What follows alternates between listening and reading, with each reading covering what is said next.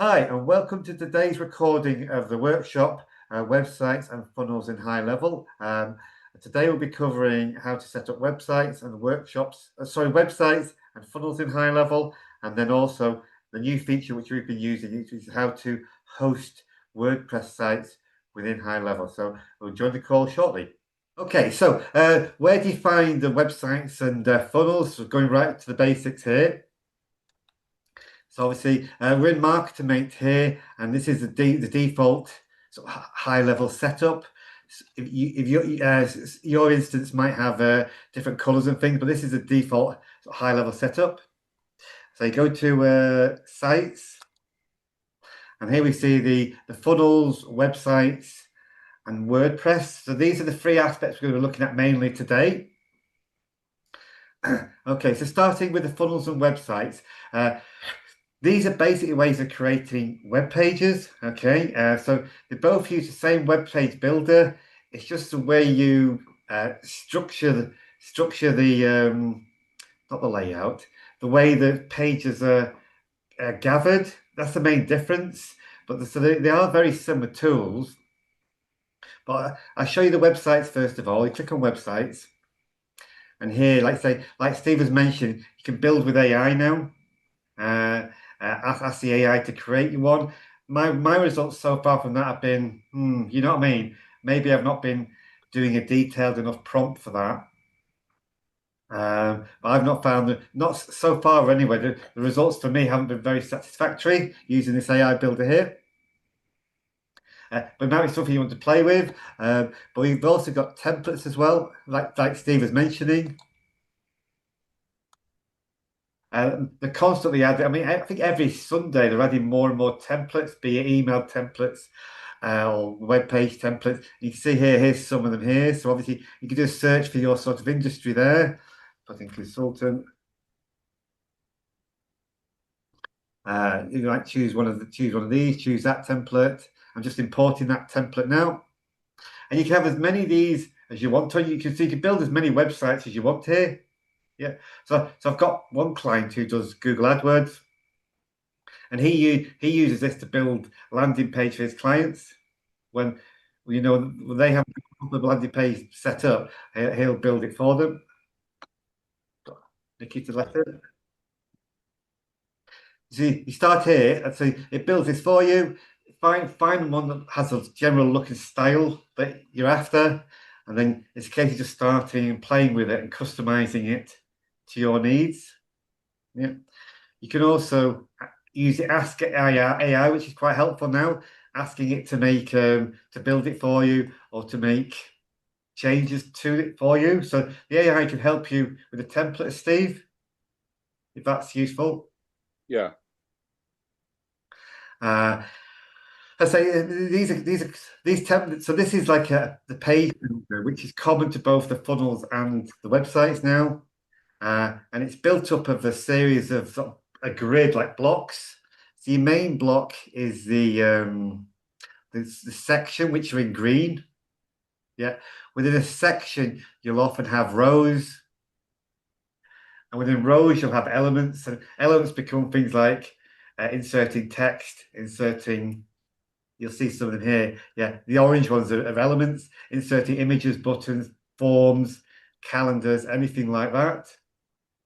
And you can see them here. We'll build one from scratch in a minute to give you a feel for it. Okay. Yeah. So that's a template you can use. Then click on go back. And obviously, eventually you publish that. And when you publish it, it's going to ask you to set up a domain for it. So you'd have to wire up, so to speak, the domains you've purchased. Maybe you purchased domains in GoDaddy or Ionos. And there's a few DNS settings to apply there to effectively bring that domain, like I've done here, into HighLevel. That makes sense. That makes sense. Is that clear? Yeah, okay, yeah. I'll come back here. So now we've got a website. You'll see here. So this is the IT advisor template I just brought in. And this is the main difference between funnels and websites. In that a website, you see the sort of pages you're expecting to see, the home page, the book of consultation, the thank you. So it looks like those are all your pages of your website. when we go to funnels, all you'll see is a list of pages, so you don't get this graphical representation. And to my view, that's the only real difference. Okay. So there's websites. You see here, I've got a list of them set up. You can have as many as you want here. These are just demo ones are set up. We'll switch over, I think, into funnels now. So I just want to jump into here and check. If you haven't already got HighLevel software, then below you'll find a link to our Mark2Mate agency where you can sign up for a free trial, and we'll be more than happy to help you get onboarded and started using HighLevel. Okay, so these are all folders with funnels. I'll show you this Mark2Mate one because this is our main agency website. So the actual website is built as a funnel. That's just the way that the template came to me. Okay, so you see here, so rather than having pages showing all the thumbnails of the home page, the landing page, the thank you page, or the contact us page, you just got a list of pages. Okay, and each of these can be standalone pages as well, but because each of my pages has got a menu across the top linking to all the other pages, therefore the net effect is it looks like a website. Yeah, I can show you. I'll show you the website here. This website you're looking at here is built out as a funnel, so you can use funnels to build websites as well. So this is all built from a template in HighLevel. And the first iteration of this I did from a template on a Friday evening, but since then I've been evolving it. And you see some of the features that we can pull into a pure HighLevel website now. So for instance, you get these nice menus now. Yeah. Yeah, so here you see we've got all 13 workshops listed, and we're able to merge in a custom fee, a custom value here. This comes back to what David was mentioning before about the trigger links not working in websites. They don't, but the custom values do. And you see here we're able to dynamically put the dates into the menu here. It's quite neat. You can build some these navigations. Okay, they're almost like mini web pages in themselves. Quite neat. The other things to show you here, you can host your videos in HighLevel and embed them in HighLevel websites. So it's not a YouTube video, that's hosted in a HighLevel. Yeah, book a discovery call here. Again, this is the HighLevel calendar now. So embedding the HighLevel calendar as an element. Yeah. A new feature here. We can have live chat again in the widgets section in marketing. I think it is. We can create widgets, create live chat widgets. So traditional text-based versions, but also now if you set up your voice AI, you can have the website having a conversation with people in real time based on the knowledge center and the prompting you put in there. So it can answer questions about it can answer questions about your business. It can even via speech, book calls into your calendar. Yeah. So if they click that link, they can speak to. They're not having to dial a number. They can speak directly to the live chat. Yeah. So this will put you straight through to Bob the bot. I call him Bob the bot. Yes, yeah. He'll talk to you. I don't even you can hear this when I do this. Welcome to Marketer-Mate. I'm Bob, the AI assistant. Can you hear that? How can I help? Yeah. Answer questions. I'll cut him off there, yeah. But yeah, so you talk to the website now. That's quite cool. Yeah, and when we were at the summit last October, ChatGPT were there, and they were talking to us saying how the HighLevel developer team and the ChatGPT team they work closely together, and that's a product they came up between themselves working together. We got that there, and then a new feature that came out just a few weeks ago. We go to home here, and I'm busy populating this right now. Is we can now capture and display video testimonials. Yeah, so you can add the widget to your website, and then your customers can come along and record a quick video for you, a testimonial. So just going back to that original HighLevel menu, you've got sections, rows, and elements. So these widgets are they're part of the elements, are they? Yeah. Let me start with a brand new page so you can see how a page is constructed. Is that okay? Yeah. This is common to both the websites and the funnels. let me start a brand new funnel. So a traditional way of using a funnel would be to have, say, a landing page with a form on it. Get my free guide to XYZ, fill in the form, and then the next page to go to would be a thank you page. So it's a 2-page funnel. Yeah. Mine's a bit different here because I've built a whole, each page is standalone but linked together via the menu, so it becomes a website. So let me create a brand new funnel. I'll show you the new funnel. So from blank, test. I say all the principles here apply both to websites and funnels on page building.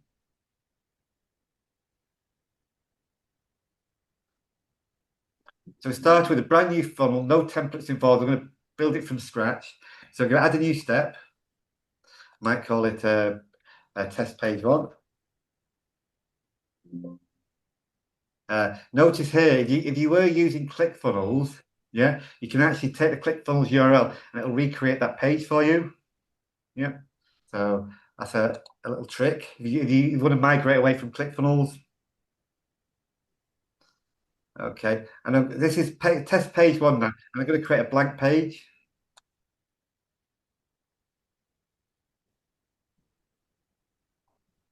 Oops, so yeah, you see here, so you create the page from AI again, Steve. Again, I've not had experience of that myself, but it's something you can play with. Again, don't forget if you're on Marketer, we've got the tech support guys down here. So 24/7 tech support. If this little blue button gets in your way, you can grab the grey dots and move it around the page. It can be a little temperamental sometimes, like it's been today with me. But on another page, it'll move and then it'll fix itself. But if you go in there, you can ask to speak to a live person, and there's 24/7 tech support.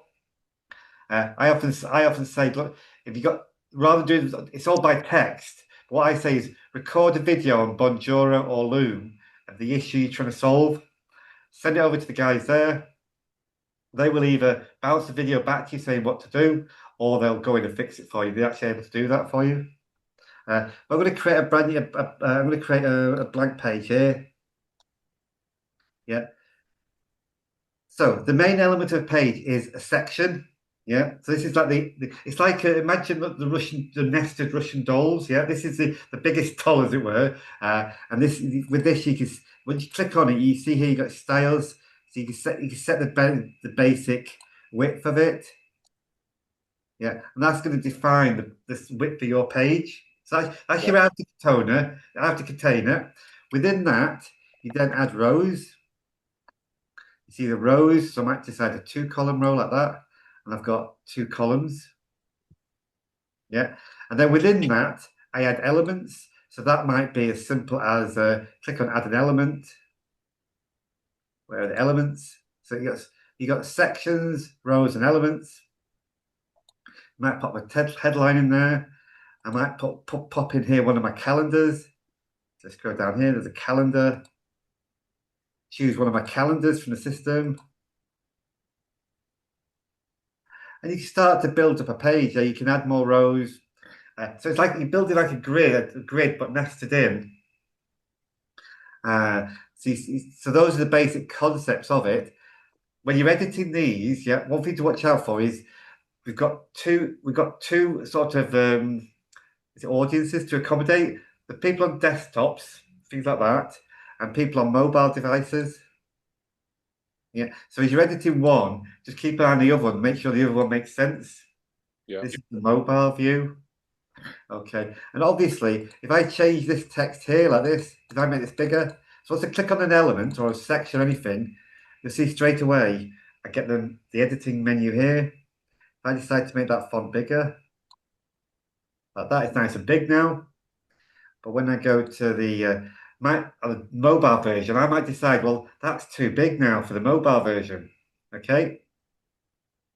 So what we can do is we can split this out and edit it independently. Okay. So if I go back to desktop view, if I click on here once, you see here, I think this is styles. This tells me that this particular element, and it could be section or rows as well, is visible on both. Okay, so if I wanted to make a smaller text version for the mobile version only, what I would do is I first duplicate this. to create two of them. Click on the first one. I'll make that only visible in desktop. So that one is only now visible in desktop.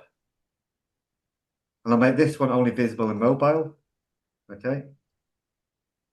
So now I've created a version for the mobile and a version for the desktop. Then I can go to the mobile version and edit this independently now. And I can make that a lot smaller. Like that. Really small there, but it's not affecting the desktop version. So it's quite an important concept that. Does that make sense to everyone? Yeah. Yeah. Yeah. Excuse me. Obviously, it can get a bit more three-dimensional, should we say? If, for instance, you take a whole row and make that, you can do the same thing with an entire row here. Yeah, I can hide. You see that? I can hide rows and sections, so it can become quite complicated to try and keep it nice and simple. Because if you've got one thing hidden on the mobile version but visible on the you might try to hide something. You might hide a whole section, and you wonder why a particular element is showing up. It's because you've hidden the whole section of which that element was part of it. Does that make sense? Yeah. So it becomes a little bit like it can become a puzzle. It can become to try and keep it nice and simple when you were editing those. Okay. So does that give you a feel for how we edit the pages with sections, rows, and elements? Yeah, and you see here when we're actually working in elements, which are the orange ones. So I can add another one here, and you see you've got all these. You can put countdown timers in there, adding images. You can even embed order forms on there. So you could build a one-step order form just to sell one product rather than build your whole shopping cart. If you just got one product or course to sell, you could do that from the pages here. Any questions, guys, so far? Everyone happy?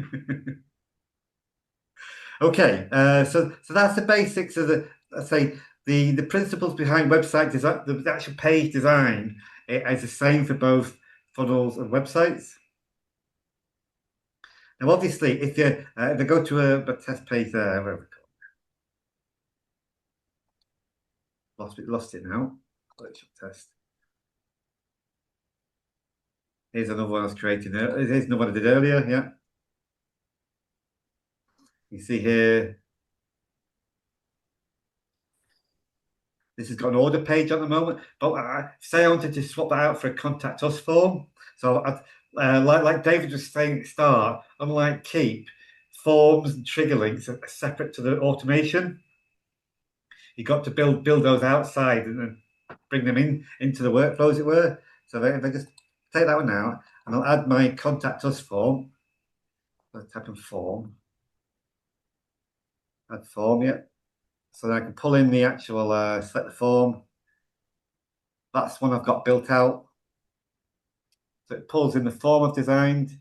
A handy little tool as well is now you can go straight into that form, which lives outside of the automation, but you can actually go into the form and edit it from here, like so.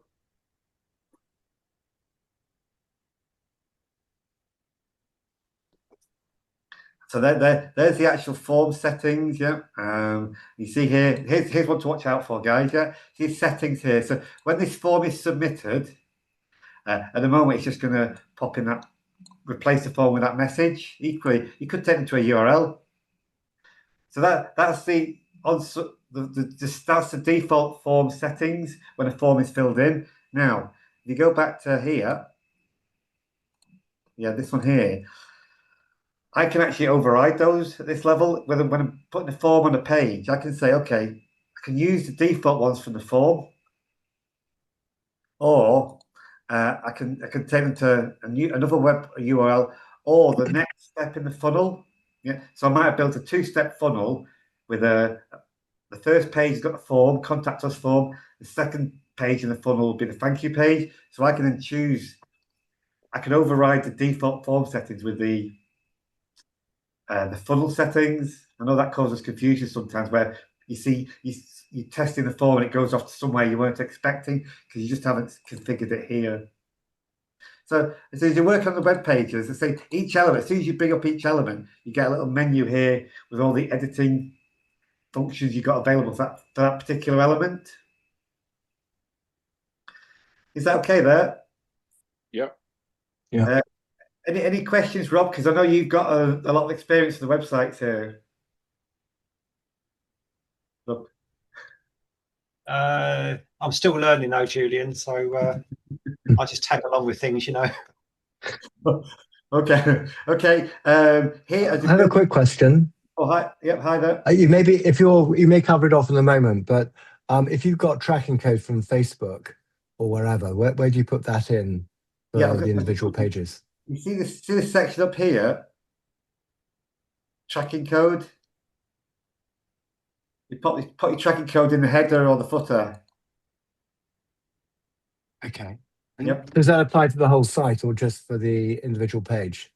That's for the whole site, and then for the individual page, we go back here. Hang on a second. Let me go back.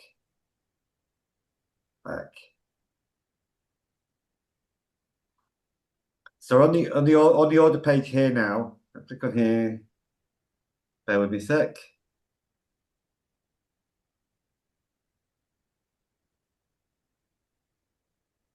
So that's at the site level. Back. Let me try and find on mine here. Hang on.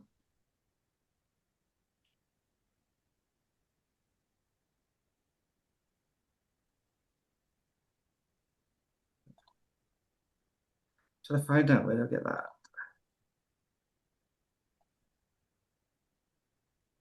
I'm in the actual page now. So actually, you know what, I was wrong there. This will be the page level. Yeah. This is the page level. Sorry. So I'm in the page now, and then I've got the tracking code there. Okay. Reply. This is all relevant to this page in question. Yeah, the layers, the pages. You got a pop out as well. You can put a pop-ups on the page. You create pop-ups as well. Yeah, you can automate a lot of when you create a pop-up, you can automate a lot of that as well. Is that okay? Yeah. And so with the site, where do you put it in for the whole site? In the settings or somewhere? Or let me go back.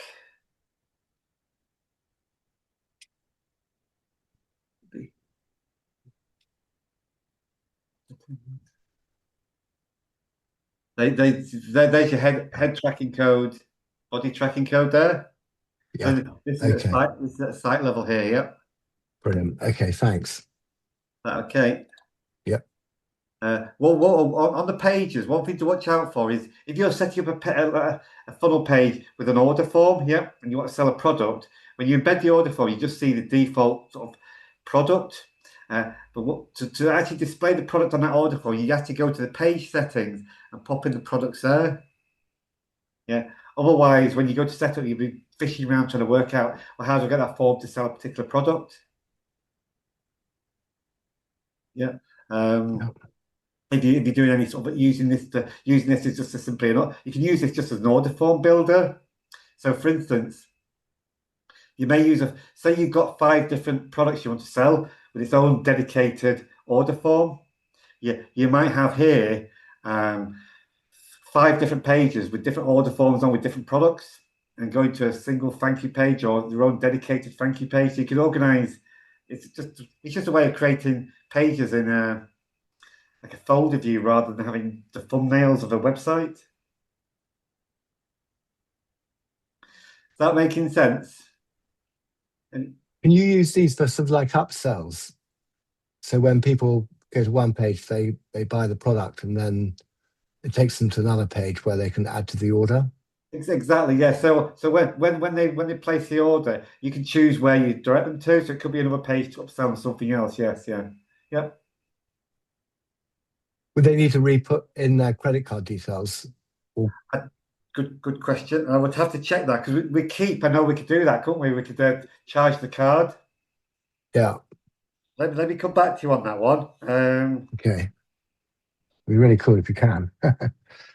So the one-click upsells, yeah. I'll find the answer for you, David, on that one. Yeah. Thanks a lot. That'd be great, Julian. Thanks. Yeah, no problem.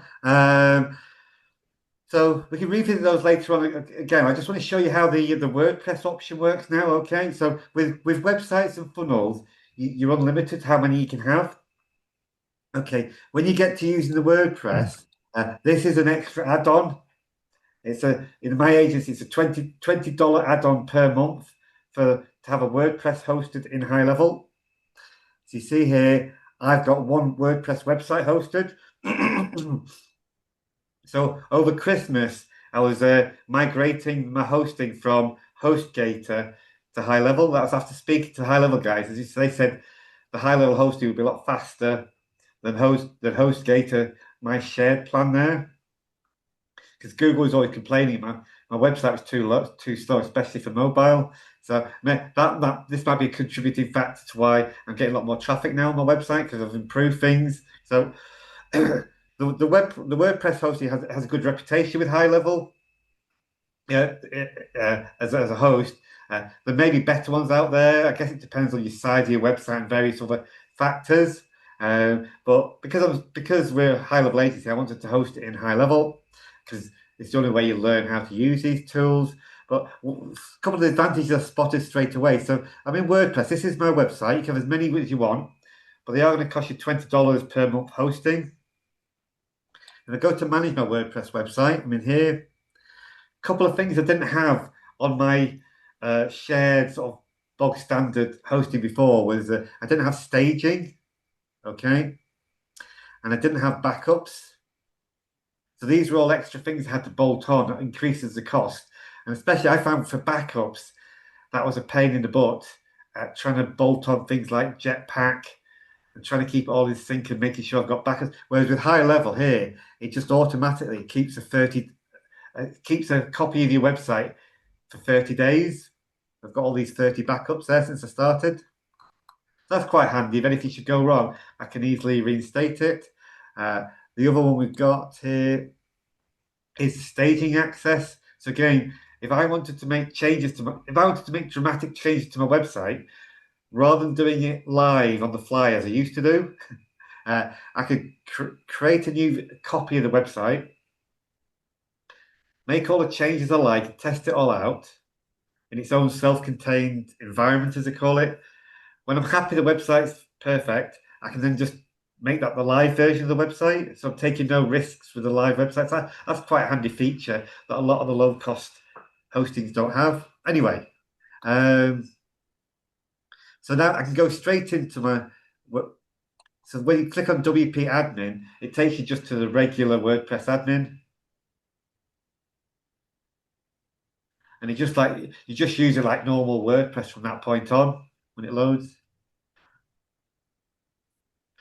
So this is my julianmills.co.uk website now. So it's just like regular WordPress. You just log in the normal. I can log in the normal way as well by just typing WP admin. So yeah, so that's been one of the big changes we've made since we last did this workshop. So now we can show you how the WordPress works. Another thing about HighLevel as well is, and this is something the agency's got to request for clients. They've actually got HighLevel got a white glove service to help you migrate. So again, over Christmas, I had the guys. They went in and just did the migration for me, fixed everything. So that was quite handy, and there's no charge for that. Yeah. So yes, it's sort of HighLevel adding value there. Yeah. So any questions on the WordPress side of things? Are you thinking about using that? No, that's useful because I've got a meeting with a WordPress agency this week with a view of me looking after the CRM for them. They build websites in WordPress, so that would be quite interesting. Oh yeah, so they probably have their own hosting package anyway, don't they? So they might not be interested in this. Don't know. Oh, hi. Do you have a question, Clifford? I was about to. I've just realised it was a pointless question. Hi there. No, I was going to ask about Squarespace, but of course Squarespace don't. Everything's always hosted on Squarespace. Yeah, tools like Squarespace and Wix, yeah, tend to be all they're self-contained, aren't they? Yes, yeah. Yeah. So yeah. Ignore that. What I was going to show you here. So coming back to we saw the chat widgets before. Yeah, so here's where your chat widgets live here. Yeah, so you build those and you connect them to the voice AI, which is in a separate part of the system. Yeah, there's a little bit of linking things together. Obviously, you see the AI agents here. We've got that's a whole separate topic, of course, the AI, and we've got a separate workshop for that one. Yeah, they all live in here. Here's the voice AI ones I've got going, just to show you quickly. The agent list. So this is what just answers the phone. It says take a message, book a discovery call, or put you through to Julian or Atticus. That one there. This one you can phone up and it'll actually role play with you how to give you an impression of how it could answer the phone for your business. And then you have these working as teams together. So a point where someone's done this demo here with Jenny, and they want to book a call with me, then Jenny will hand the call over to Claire, who will then put the call into my calendar. So you can build whole teams of AI. It's a whole new world there. I'm digressing a bit. But yeah, so on that, so the way to think about it is you have a receptionist AI who you train to be a receptionist, and that is solely their job to work out, is it a sales call, is it a tech support call? If it's a sales call, it can pass them over to another agent who is then the prompt and everything, the knowledge center. It's all about being the salesperson, and you build whole teams of these things now. Yeah, But they'll think they're probably talking to a real human being because it's been a transferred call. maybe, yeah. So, obviously, see if the receptionist deems it's a sales call, it moves it to the sales agent, and then the sales agent can be dedicated to booking calls into the sales team calendar. If it's a technical support question, then he might deem it's an emergency, so it forwards it to a real person to pick it up. Things like that. You get.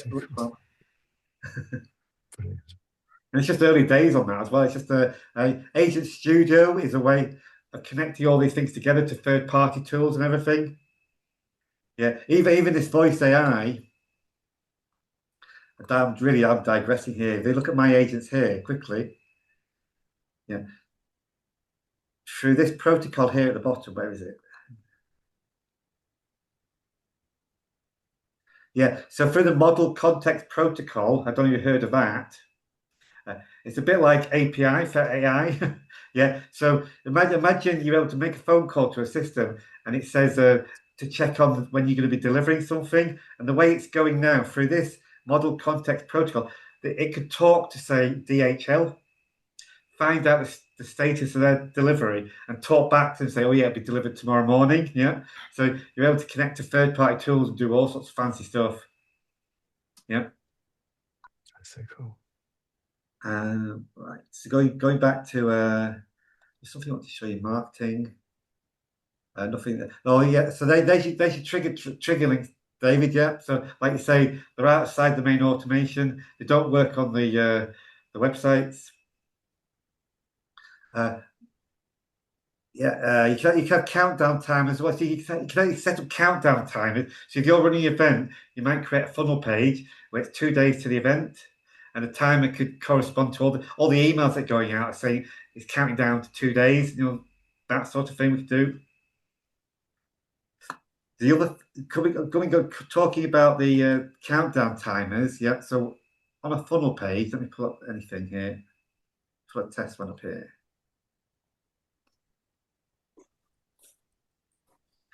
We're able to use timers within a page. Say you're running an event in 2 days, it'll count down to 0 hours. Yeah, and based off that timer, we can change the elements of a page. So you might have a booking page to book for the event, but as soon as it ticks down to 0, that booking page could change. So the booking form no longer is displayed. It switches to maybe a waiting list for the next event, that sort of thing. So based on timers and countdowns, you can dynamically change pages.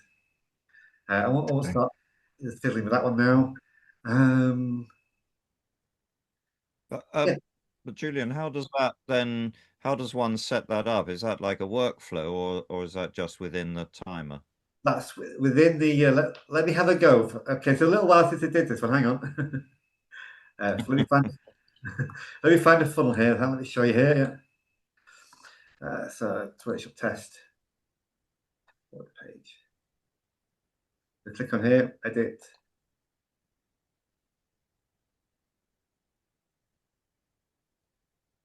So that will be an element. Yeah. So we'll go into it, get rid of that. I'll pop it in here. Yeah. Click on here. Not that. Oops. Duplicate that.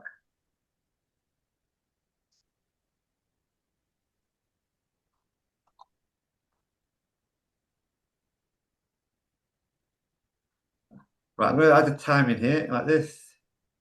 Timer. Countdown timer. So once we click on the countdown timer, we get all our settings to customize this here. So the end date, let me put the end date to tomorrow like that. Yeah, starts there. And you can customize it, make it bigger, smaller, all the rest of things, yeah. Float it left, all that. So you got that. Then So the timer is displayed on the funnel. yes, yeah, yep. Okay. Put in UK time, which is fine. There we go. Yep, London time. Yep. Now, if I want to, so if I click on any element here, so I put so here I'm going to put an order form maybe. Elements. I'll keep it simple. I just put a form in. Put a calendar in here. Yeah.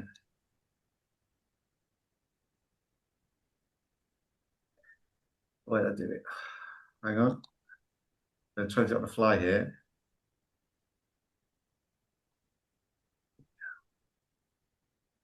It could be any else. It could be an image, order form, whatever it is. Yeah. If I click on here like this.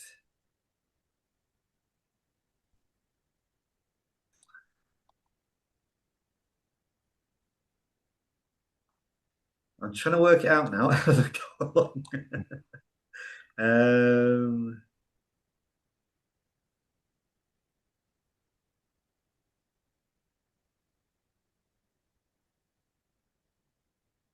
Show hide element.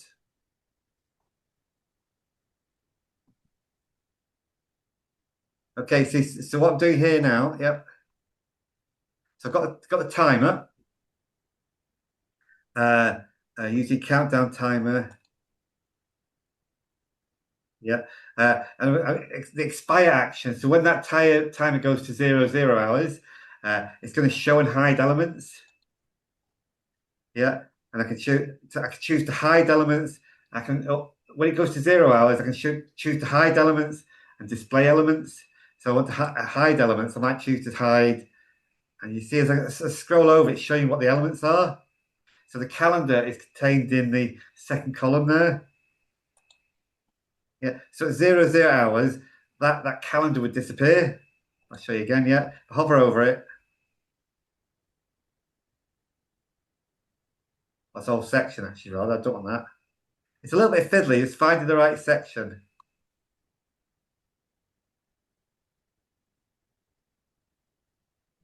Right.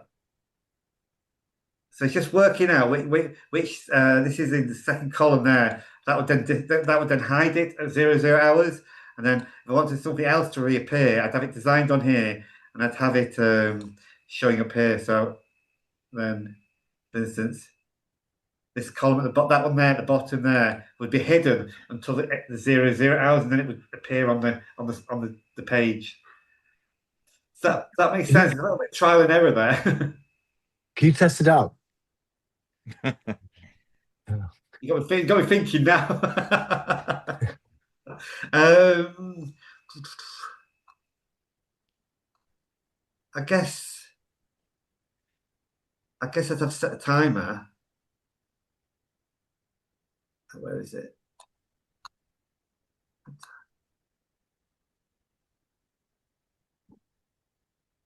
I guess that's the end date. Let's try this. I've not done this before actually. Let's try that. Let's try this. So I've got a page there. Right. Oh, that's down there. And I'm hoping to see this when I put it to 0, 0. I'm hoping to see this disappear. This whole section here. Yeah. So end date.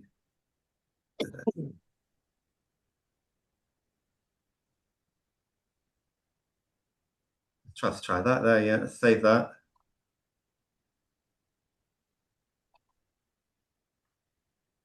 It hasn't worked there. I'd have to have a play with that, David. I don't want to spend 20 minutes, half an hour here right now. I'd have to check. I'd check with tech support as well how best to test that, because I'm just sort of fudging it there by moving it to 0. But I don't know if that's a true test of if that's going to work. I'll look into that one. Thank you very much. Great. Test. So that's the one. Anything else, guys? Everyone's been quiet today. I got a general question, which probably there isn't an answer for really. It's just something that become apparent. Dave and I work with a restaurant.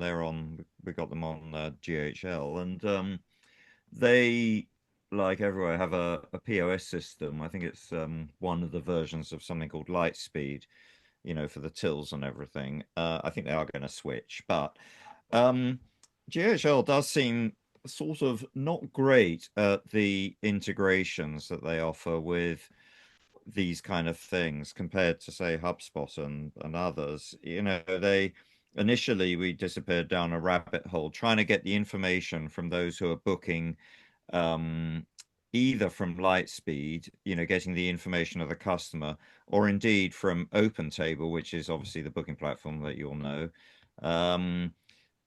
Whichever way it was proving virtually impossible to get in a simple way the data of the customer into GHL. Everywhere we looked, with integrations or third parties like Zapier and something, it ground to a halt. Is that a fair comment? The GHL not very good on that side of things, and will it get better in your opinion, or is it just too bad? All right, so Clifford, we've not spoken before, have we? I don't think we've spoken. I'm a friend and colleague of David. Sorry. Oh, okay, go. Of course, right. Okay, yeah. Got you now. Yeah, okay, correct. Oh, it makes sense. Makes sense now, right? Yeah. Yeah. So there is a high level marketplace. That's right. Where developers, where developers it just struck me as well. It just struck me as, for a system as sophisticated as HighLevel, it didn't really help in terms of restaurants compared to the little I know about, having experimented a couple of years ago with particularly with HubSpot. The integrations offered are pretty limited when the third party side of things. Well, with restaurants anyway. Because I can see what you're saying. You have got the option to build your own, of course, through the API. I know, which is what people are doing. So, I mean, HighLevel. I mean, the founders have said, when I would have been over in HighLevel Summit, the founders say they're building a tool where you can build your own software around HighLevel. It'll talk to the tools will talk to it, and vice versa. But maybe out of the box, like say, there's nothing ideal for OpenTable, etc. No. We have got. Have you looked at webhooks rather than Zapier? Have you looked at webhooks in the system? Yeah.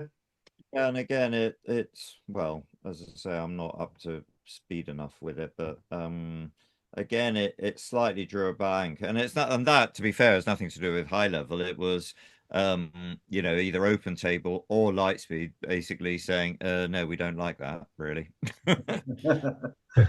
Well, there is that as well, because we have it with dentists as well. A lot of dentists use a software called Software of Excellence, Yeah. and that won't talk to any other tool. It's a closed shop sort of thing. It's we call it a lonely island. Yeah. I guess that's just the world it is. And then there's other tools like there's Dentally. It's another tool which integrates, and again, it integrates so far. it goes a lot further than Software of Excellence. It goes so far, but then obviously you can go down the whole hog and build out your own system completely. But then it's you build this software that you're then having to look after, which is not always ideal. The quick fix, which isn't ideal, is they're actually using MailChimp as the go-between. All right. Okay. Right. Okay. Because that does talk to everything, and including HighLevel.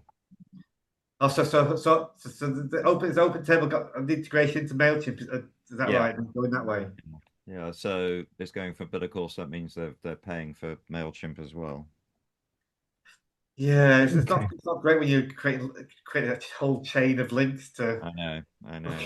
Anyway, it was just I don't slight digression from websites. Yeah. Has anyone got any other questions before we call it a day? I've got a bit of a stupid question. All right, fire away, Steve. They're the best. We built a landing page basically for a client that wants to be able to book factory tours. So we built the thing. The guy that's built it didn't use GoHighLevel, but he's integrated forms and things within it. He sent across some DNS records to the client to add to their hosting, which they've done. The guy who did it and the company, the client, says that it's the DNS records are now there, but I can still open the website, where the mock-up was, and I'm wondering whether, without sounding stupid, I should have to go to him and say, because it's obviously going to be a subdomain now, isn't it, from their company website. So what I'm asking really is, should I still be able to see the site within GoHighLevel on a sort of mock-up, or should it not be hanging on a subdomain for the company that we built it for? But I'm not quite sure yet what you're saying there, Steve. But what we do is, I'll just check you're familiar with this. Yeah. So obviously we have to set up the domains in HighLevel. Yeah. Yeah. So you go to where are we? Go to settings. Domains and URL redirects. Yeah. You go to you connect a domain up like that. Yeah, connect a domain. Yeah. Then you've got a funnel or a web page. You click on connect like that. You put the domain you're working on. So if it's a root domain, it'd be something like www.julianmills.co.uk.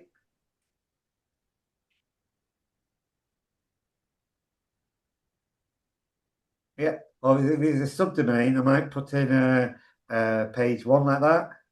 Yeah. Better subdomain like that. Yeah.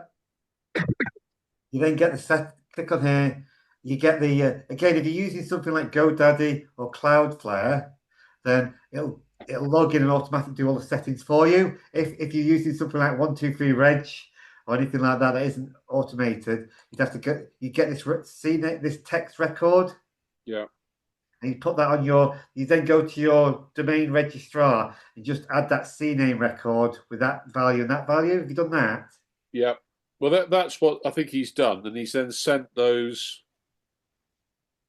Well, he sent him the CNAME. Or sent it as a CNAME, that the host and the required value, and he sent those two things across to this the client, and the client says he's put it on their hosting. Okay, so what? Yeah, then what happened? Well, I don't know whether to ask him for the domain so I can see it. Because I can still see it on the the developer link that's been sent to me. So whether or not that will open it as well, I'm just not quite sure. I'm not sure what you mean by that as well, but what he would do, he would send that to whoever manages the domain registrar. Yeah, Correct. Yeah, done that. The domain. And he says, "Yes, I've done that now." Yeah. You would then come back into here, and you might have to put the value in again, but then you'd hit verify records, right? And that would then verify it. I see. Right. Okay. Yeah. Yeah. Gotcha. Link it Okay. all up. Once you've done that, then you see a whole. If you go back to mine here, hopefully you'll see some of mine here at the bottom. You'll get things like this here. Yeah, so you'll be listed here, and then as you build your web pages, you choose where you want them to link. So once you've got them in here, verified, as you're building your pages like this, look at that test one. That was already linked up, but that's not a good example. But if I find one of these here, this one here we did today. Yeah, so when you're ready to go live with it, you would just, if you click on here, oh, where is it? You would just choose which domain you want it on. Once you've verified it, it'll be an option here. Right, great. Okay. You just connect it there, publish it, and it'll appear on that domain then after that point. Yeah. Yeah, the web developer gave me those DNS records to send to the client. Then he's disappeared on holiday. And so the client now says he's done it, but we need to still do the verification. Yeah, so just put the exact. You might have to come back into it, come back into it from scratch and just go to settings. Yeah. And then put it in again and it'll show you the values. Just click verify. And it should, fingers crossed, it'll go all green and be done. Okay, great. Yeah, that does make sense now. Yeah. Okay, it's just turned 1 o'clock. So we've done 1 hour, guys. It's gone quickly as ever it does. And any more questions? Very briefly, on websites, is there a way to organize where your web pages are displayed? You don't appear to have folders. What's your sort of recommendation? Yeah, it's to go if you go back here. So you look here. You're right. You don't have folders within the funnels. But for instance, that there, we can have folders, can't we? We can create a folder, I suppose. Yeah, you can create a folder here at the funnel level. You do that in websites as well. Oh, okay, hang on. Create a folder. Oh, you can. Sorry, my bad. I didn't realize you could do that. Yeah, cool. So you could have a whole suite of folders for a folder full of all websites for, I don't know how you categorize that, based on industry maybe, or yeah, or in the actual website itself. Well, within the website itself, you don't have folders, but you just have the pages here. Yeah. You can't. You've got a lot of them. Yeah. Okay. Yeah. Well, that might be a reason, and rather than using a website, you'd use a funnel, because then in a funnel you've just got rather than lots of thumbnail images, you've just got a name. Yeah, that's better. Much better. Yeah. Well, so like say I've got this website here has got all these pages, not all have been used, but if that was all thumbnails, you'd be scrolling forever, wouldn't you? Yeah, exactly. Yeah. So, but like you say, you could, for instance, so you don't have. You might decide, well, this particular one here, this one here is going to be all my landing pages. This one here is going to be all my order forms, so you can sort of group them that way. Yeah, very good. So the funnel becomes a folder in itself, sort of thing. Yeah, that's great. Did you have a question, Clifford? Are you okay? Okay, if there's no further questions, then we'll call it a day. The next, so yeah, you normally get a recording quite soon after this workshop, but because Atticus is not here, it's not going to be today. He's back later tonight, so that'll be going out probably tomorrow now. The next workshop is check. It's just so the social media and reputation management next week. If you want to attend that one, you'll getting all the reminder emails anyway. Now you're on the list. Fantastic. So again, Atticus is the expert on this social media planner here. He spends each month he spends a couple of hours at the beginning of the month and mapping out all the social media through the scheduler for the month. So that's what's next. Fantastic. Julian, what's your email address, please? I don't seem to have it, and I need to forward you something. It's Julian at julianmills.co.uk. Brilliant. Thanks a lot. I hope you found that useful today anyway. And you got any more? Brilliant. A couple of questions to answer for David here, so I'll come back to you on those two. Okay, many thanks. That's really great. Okay, so we'll hopefully see you on future ones with our regulars who are Rob and Steve. Okay, well, that was very helpful. Thank you very much. Well worth it. Yeah. Steve, should we catch up on a separate call, Steve? You think? Yeah, I mean, I've got to drive somewhere. Do you want to speak on the phone? Yeah, I'll give you a call. Give Give us about 10 minutes. Okay, we'll catch up. Okay, guys, we'll hopefully see you on the next one. Yeah, good Cheers. to meet Yes, bye-bye. See you guys. Many thanks. Thank you for joining this week's workshop on building websites and funnels in HighLevel. In a moment, you should see a QR code. They're there. If you've got any questions, please feel free to book a quick discovery call with us. And also on there, you can book on to the next live workshops. We'll see you there.